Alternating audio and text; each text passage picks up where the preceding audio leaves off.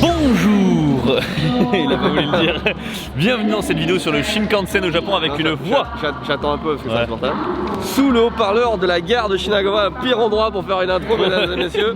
Bonjour, nous sommes dans la gare de Shinagawa. On va embarquer dans le Shinkansen pour Shin-Osaka, direction Kobe. Voilà. On vient d'acheter les tickets. Il faut qu'on trouve notre bento quai d'embarquement et on va acheter un truc à manger. J'ai faim. On va découvrir le TGV japonais, le meilleur bullet train du monde, le plus cher, le plus classe. Voilà, on l'a placé.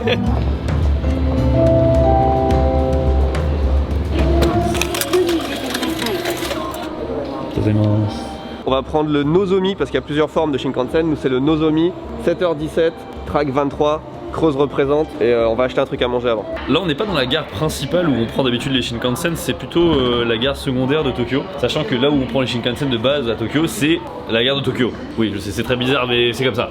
Alors nous c'est le prochain. Il part à 7h17, on va voir s'il part vraiment à 7h17. Parce qu'il y a aussi cette réputation de les Shinkansen part à la seconde près et tout ça. On va voir.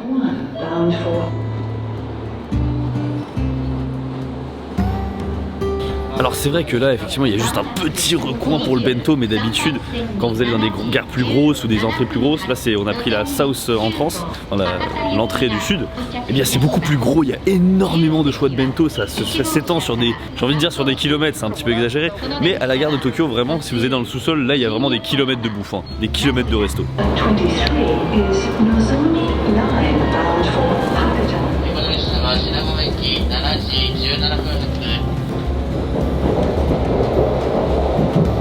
On a pris des billets avec emplacement libre et donc la voiture numéro 1, 2 et 3, on s'assoit où on veut. Et ce qui est rigolo c'est que les japonais forcément ils s'écouillent répartissent de manière à ce qu'il n'y ait aucun emplacement, tu sais genre une allée vide ça n'existe pas. Excuse-moi, du coup on a loupé l'heure, je coupe dans ton... Il est 7h18, on est parti il y a 1 minute. Donc vrai. On est parti pile à l'heure mais on était en train de s'installer donc je suis désolé on a loupé le... C'est vrai qu'on a loupé cette information. C'était une information cruciale, je vous montre quand même l'info pour vous montrer qu'on est parti... 7h18, enfin 7h17 pile. Première chose à savoir dans le Shinkansen, c'est qu'il y a beaucoup de place. Devant tes jambes et tout, c'est 2 fois plus que l'avion. C'est spatial. Je peux m'asseoir comme ça. Effectivement, la particularité de ce train, c'est que c'est extrêmement silencieux. Là, on est les seuls à parler, mais les seuls à parler, pas juste dans cette rangée de sièges, dans ce wagon, dans ce train même, je pense. On est les seuls à faire du bruit, c'est insupportable. Première leçon, quand on prend le Shinkansen, réserver sa place. Là par exemple on est parti vraiment à l'arrache, on n'a pas réservé, on a juste acheté les tickets normalement à la machine et on n'a pas de siège tous les deux, on est à côté de quelqu'un.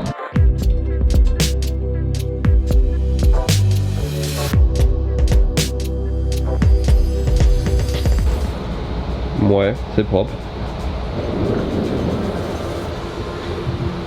Il y a plusieurs styles de train. Vous avez vu Kodama, Nozomi, Hikari, je sais pas, il y en a plein en fait, il y a plein de catégories. Nous c'est le Nozomi et je crois que c'est le 700A. À quoi servent ces petites manettes, oui? À quoi ça sert? Parce que contrairement au TGV français, bon effectivement il y a des sièges dans les deux sens pour entre guillemets contenter un minimum de personnes pour aller dans le sens de la marche, et bien au Japon les sièges, comme il y a de l'espace, ils peuvent se retourner. Réseau non sécurisé. Mais je n'ai pas peur parce qu'effectivement je peux utiliser NordVPN.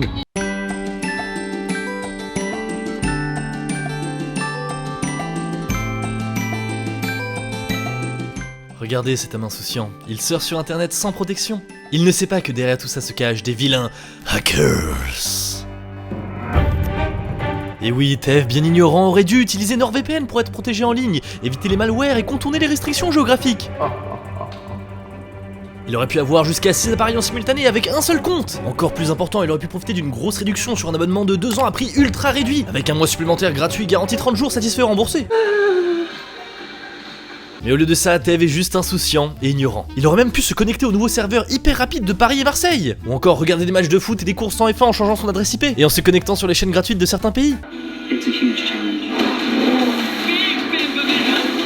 Mais comme je le disais, Tev est juste insouciant et ignorant. Sinon il aurait cliqué sur le lien dans la description. Alors merci NordVPN. Merci à NordVPN de sponsoriser cette vidéo. En déplacement, il faut toujours utiliser un VPN. Je suis censé avoir un screen pour me demander si je peux utiliser correctement la Wi-Fi et je l'ai pas. Le Wi-Fi, est un échec. On est sur les difficultés là. Pour les étrangers, extrêmement simple. Tout était en anglais. Ouais, franchement, on est rentré super facilement. La machine pour acheter les tickets en anglais, les annonces sur le quai en anglais. Il y a des trucs en anglais sur le siège. D'ailleurs, tiens, il y a un petit code barre, un QR code en anglais. Qu'est-ce que ça nous amène à quoi, toi qui n'as pas de wifi? Ouais, non, c'est bon, ça. C'est pour avoir les statuts du train, quand est-ce qu'il arrive et tout. Ok. J'ai regardé le retard moyen d'un Shinkansen, c'est combien? À ton avis, c'est combien? C'est en secondes déjà. Ouais, c'est en secondes. Ça va être 17 secondes. Bien joué, c'est 20. C'est 20 secondes. 20 secondes de retard. Prenez-vous ça dans les dents, la SNCF. On va ressortir l'anecdote d'une fois où c'est passé dans le journal, enfin la société de transport japonaise, je crois que c'était la JR, avait présenté des excuses publiquement parce qu'un train était parti genre 20 secondes en avance. C'était vraiment une affaire de secondes. Il était parti en avance. Je crois qu'il y avait eu aucune plainte. Personne n'avait loupé son train. Mais ils n'avaient pas bien fait leur taf. Ils ont fait des excuses publiquement. Ma boisson favorite. C'est pas beau quand même, ça vachement bon. Oh, le café servi dans un virage comme ça là. Ouais, c'est sympa, mais le choix est limité. En fait, elle a 4 cafés et une petite boîte de chocolat. Sur son plateau, c'est tout ce qu'elle a. Je pense que c'est pour un train de genre 1500 passagers. Et déjà au 3e siège, il y a quelqu'un qui a acheté un truc. Elle se retrouve avec 3 cafés là.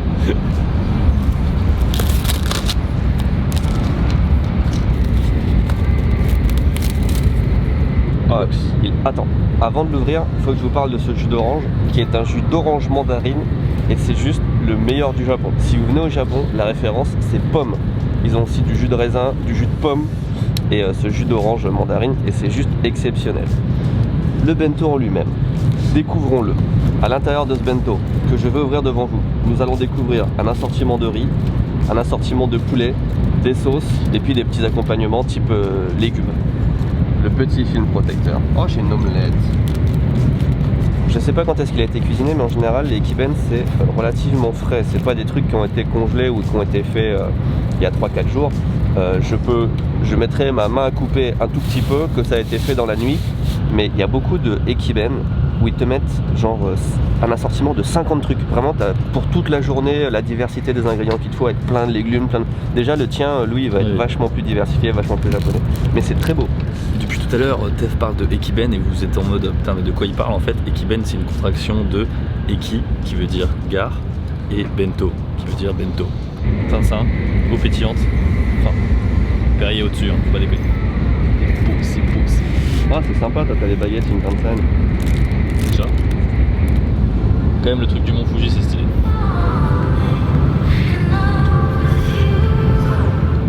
Les ekiben, il faut préciser que déjà vous avez vu qu'il y avait une variété incroyable, mais partout où vous voyagez au Japon, dans chaque gare, alors peut-être pas à Tokyo spécifiquement, mais il y a toujours des bento spéciaux. Là on a vu le bento spécial Shinkansen Nozomi, mais en général c'est fait avec des produits de la région. Ouais, donc par exemple tu vas avoir des légumes ou du poulet ou du poisson, des trucs, des fois ça va être un bento juste au crabe par exemple, parce que c'est à côté de la mer et c'est la spécialité, c'est le crabe. Et quand tu voyages, absolument, en train, il faut prendre un ekiben, sinon tu loupes un truc de la région. Le riz blanc, c'est du riz blanc. On va découvrir petit à petit, mais vous voyez j'ai du poulet par exemple. Mais on dirait que c'est 4 poulets différents. Exactement, c'est là que l'ingéniosité japonaise intervient. Je veux dire, un bento normal, tu aurais 4 morceaux de poulet qui seraient 4 morceaux du même poulet. Là non, c'est 4 poulets différents qui ont été cuisinés de manière différente et qui j'espère vont avoir un goût différent. Ce qui est ouf, c'est que c'est quand même des bento qui sont toujours froids, mais qui sont quand même vachement bons à chaque fois. Ouais. Pas mal. Poulet épicé. Il est rouge, il est épicé, tu vois, c'est logique. Oui, citron. Ah, j'ai hésité entre citron et sucré, ouais.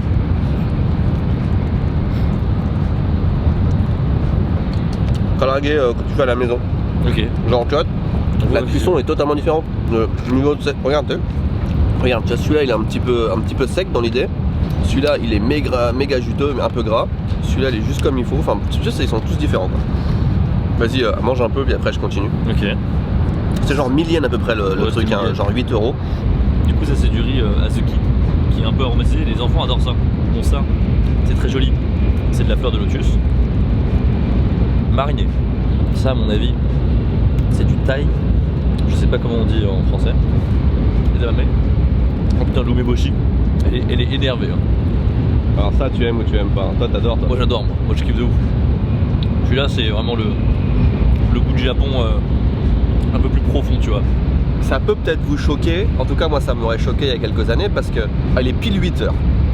Et on a pris le train à 7h17 et je vais pas dire tout le monde, mais une grande partie des gens dans ce train mangent leur bento salé, du coup du poulet, un assortiment de légumes, le matin à 7h30 au petit déjeuner.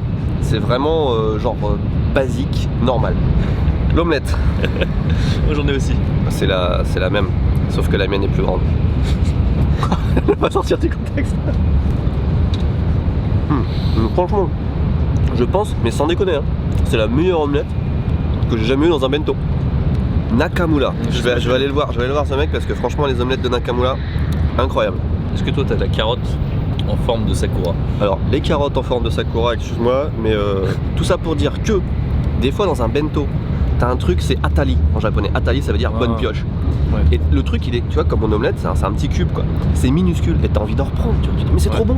Et non, il y a que un truc, tu vois, il y a vraiment un truc de chaque, un ingrédient presque de chaque. Là j'ai un morceau de poulet de chaque typiquement. S'il y a un truc qui est trop bon, t'es dégoûté. Imagine, tu peux pas avoir une deuxième bouchée, ça c'est frustrant. Ça imagine sur les 4 poulets t'en kiffes qu'un seul, t'es dégoûté. Il y a que nous qui parlons. On est les mecs les plus insupportables du wagon.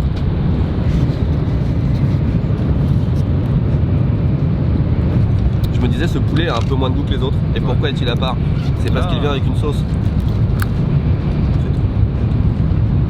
Nakamura, je t'aime.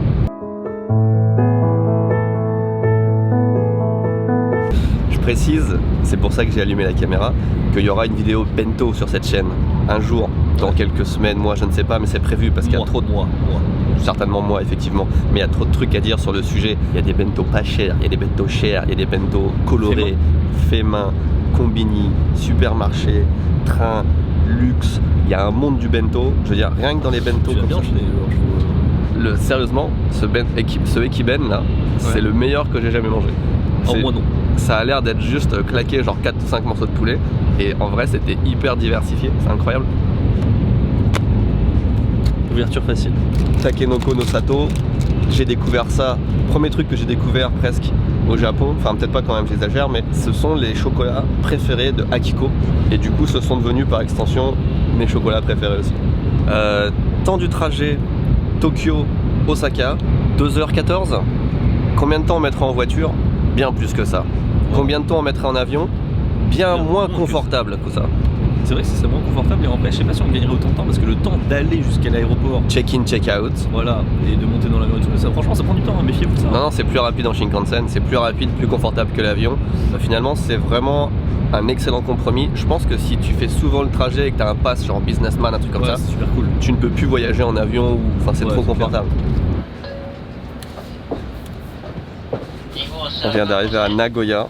Tokyo-Nagoya, c'est à peu près 1h30 de train.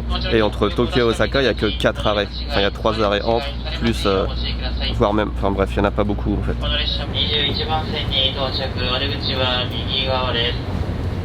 On arrive à 36, hein, techniquement. Ah oh là là là là. On n'a pas eu la preuve du départ, mais on a vu qu'on est arrivé 3 secondes, il a ouvert les portes, genre 3 secondes avant l'heure prévue. C'est tout. Je voulais chronométrer le temps justement entre l'ouverture et la fermeture, mais en fait c'est écrit qu'il va partir à 9h38. Non, il part à la seconde, c'est pas la fermeture des portes. Ah, 38. La fermeture de la porte, c'est fini à 38. 3 secondes d'écart. Ah, c'est incroyable en vrai. Et il n'y a plus personne sur le quai, enfin, je veux dire, ça y est, ça fait 1 minute que tout le monde qu'il est arrivé, il n'y a plus personne. Il nous reste 8 minutes pour prendre notre correspondance. Alors ce qui est bien avec le Shinkansen, c'est que c'est rapide, mais ça dessert que les grandes gares. Là on a fait, il y avait Nagoya, Kyoto, maintenant c'est Osaka. Mais tout ce qu'il y a autour, il faut prendre un train normal, on n'arrive pas directement à notre destination par le Shinkansen. Donc là, prochain train, Shin-Osaka jusqu'à station de Kobe. Et on se dépêche, on a 8 minutes, il y a un poteau derrière toi, tu filmes le dernier Shinkansen. Abonnez-vous, tout ça, les trucs là. Merci beaucoup d'avoir regardé cette vidéo, n'hésitez pas à lâcher un pouce bleu et à vous abonner. On se dit à la prochaine. Tchuss.